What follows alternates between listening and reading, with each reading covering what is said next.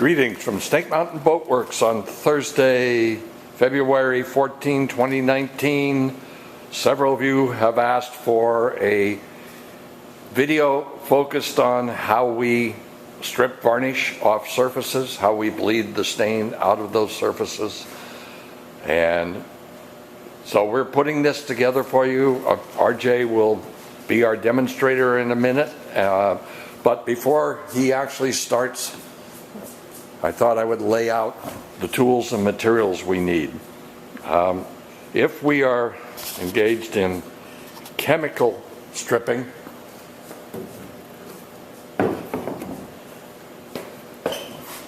our stripper of choice is circa 1850 heavy body paint and varnish remover. It has 0 VOCs. It's very gentle on skin, at least on hands. I wouldn't get it all over my forearms, especially the inside of my wrists. It would talk to me then. We use exclusively Sandvik scrapers. This is just part of what Sandvik offers. All of them are ergonomic. They're very comfortable in your hand. You can get good leverage with them. We use the two-handed one when we're doing heavy chemical stripping. I was using the one-handed one this morning when I was using the heat gun and flaking the varnish off this surface. But in many ways, the tool that we reach for very, very often is this little guy. On this boat, before we release the combing, we had this little strip, which is an extension of this is the covering board. And until I got back to the aft end of this deck on the port side and found all the rot in the planking, we did not intend on releasing the combing. So I was faced with grain that runs this way and this little strip grain that runs this way. Well, you can see what would happen if we use this.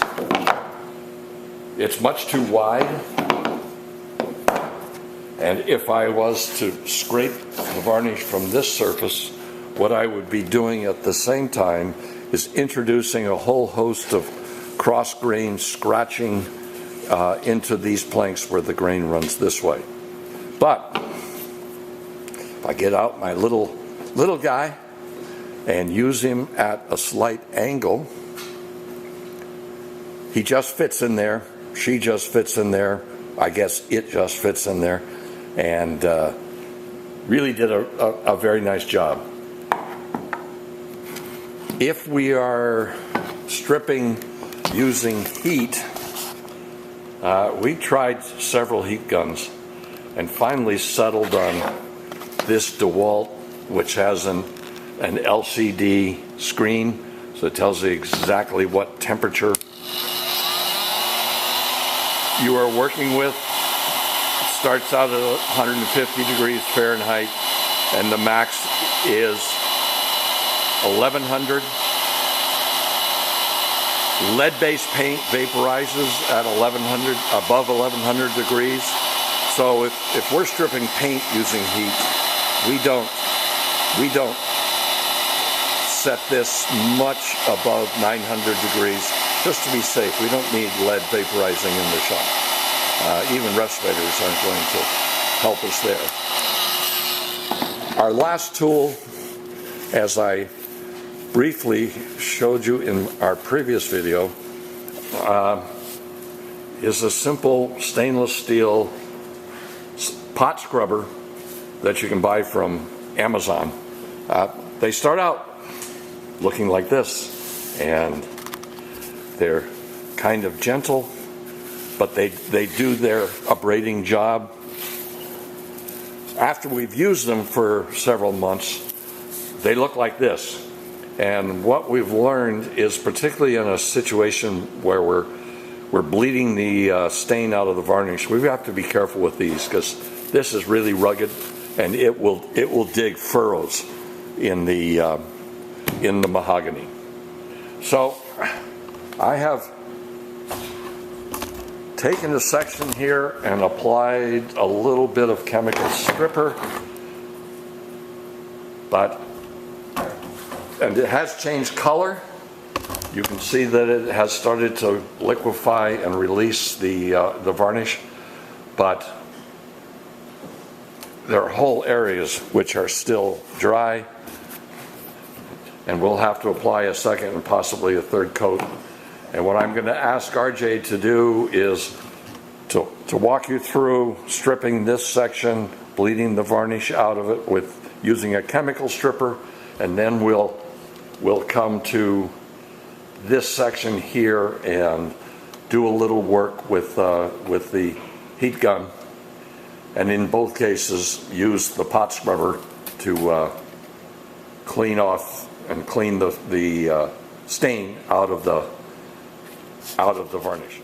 All right, RJ will take us through what he's working on here. And all right, I've applied circa 1850 paint varnish remover, 3 coats. One I just barely did the last coat. If you apply a little bit, let it sit for a minute, apply a little bit more, let it sit, and then apply a little bit more right before you scrape it. Tends to get through, depending on how much varnish or paint you have on something, it tends to work its way through most of the layers by that point. Certain things, certain times you have to actually apply it, wait for it to bubble up, and then scrape some off and then reapply. that's especially true with paint, right? The paint is a lot more like that. You almost have to go through the layers. But I will scrape some of this now.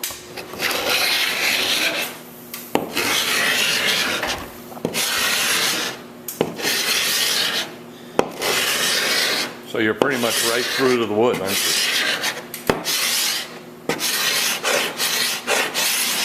Yeah.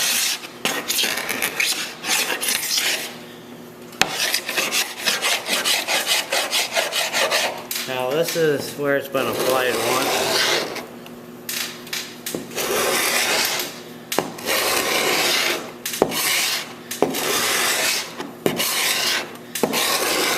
As you can see, it got through some of the varnish, but not all of it. And it also left a lot more stain in the wood. As to where this, it pulled a lot of the stain out along with the finish on it.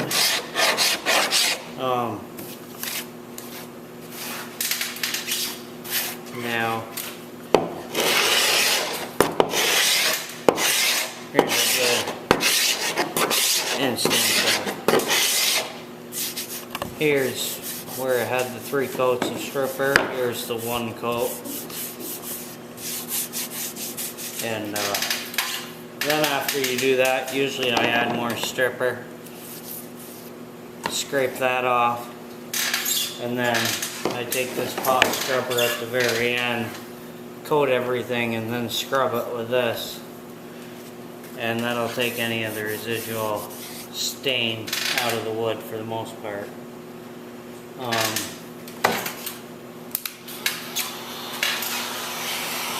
Now I'll use the heat gun.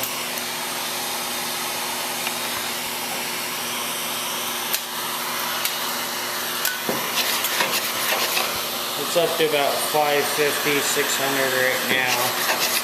And as you can see, it don't really touch the surface.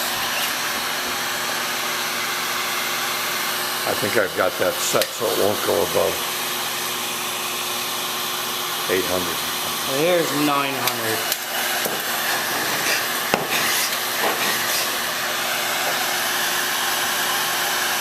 You basically go till you start seeing a little bubbling in the varnish.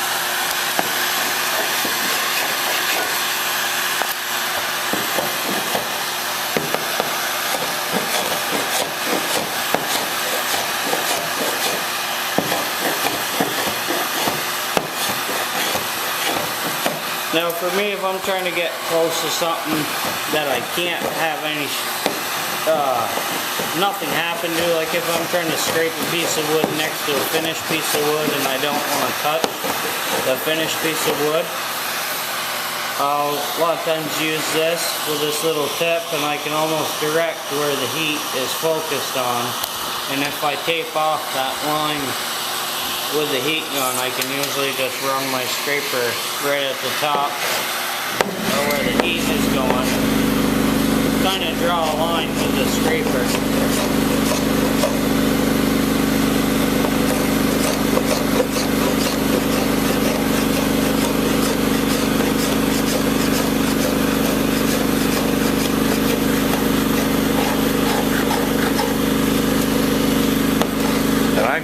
I find, RJ, that in a situation like this where there's so little varnish, the heat gun actually seems to get more of the stain out over the chemical.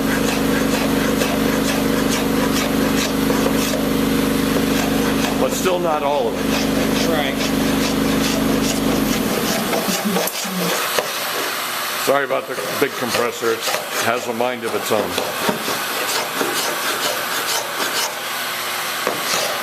In a minute,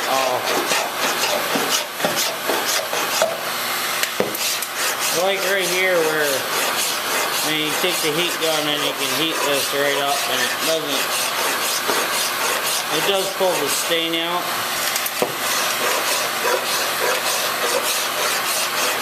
But I don't think it gets it quite as clean as the chemical.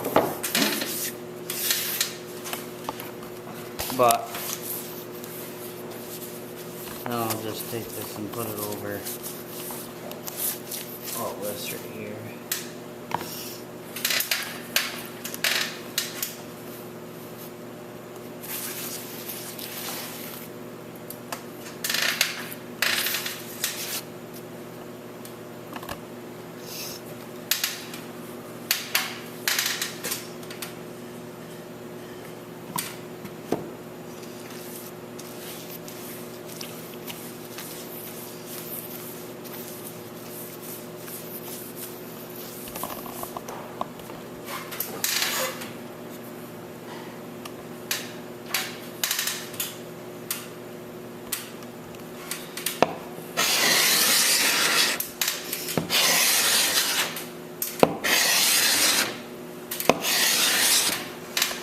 As you can see, even though it looked pretty clean, RJ is still bringing up additional material.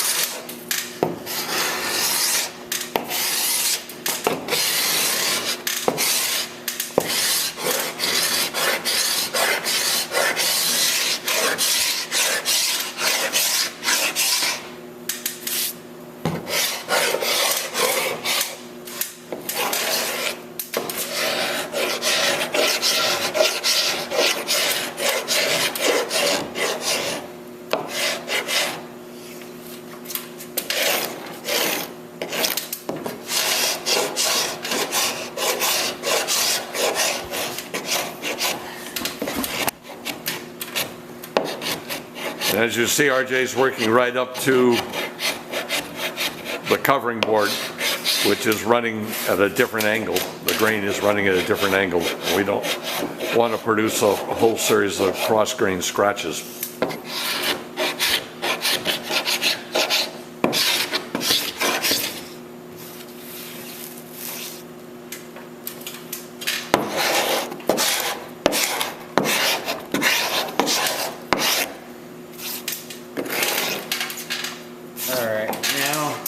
You want to get, this all looks pretty clean, and if you start sanding now with 80 grit, you can probably get most of the color out of it and get it pretty much back to bare wood. But a little extra elbow grease, I figured, never hurts anything, and it saves a little work in the end. So I just apply a little bit more. But you've got to be careful with the old pot scrubber, because it will scratch if you put too much pressure. Yeah. I'm not pushing very hard at all. But you go all the way till it's dry. Yeah. And it does get some of the stain and color out of the wood.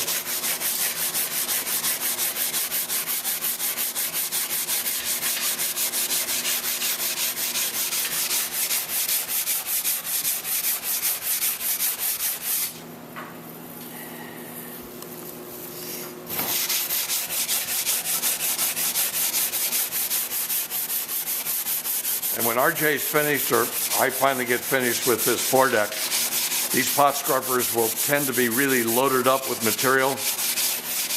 But if you simply set them aside for like this, and then just kind of do this, once they're dry, and you pretty much knock most of the stuff back out of them so that they're good to go again. So,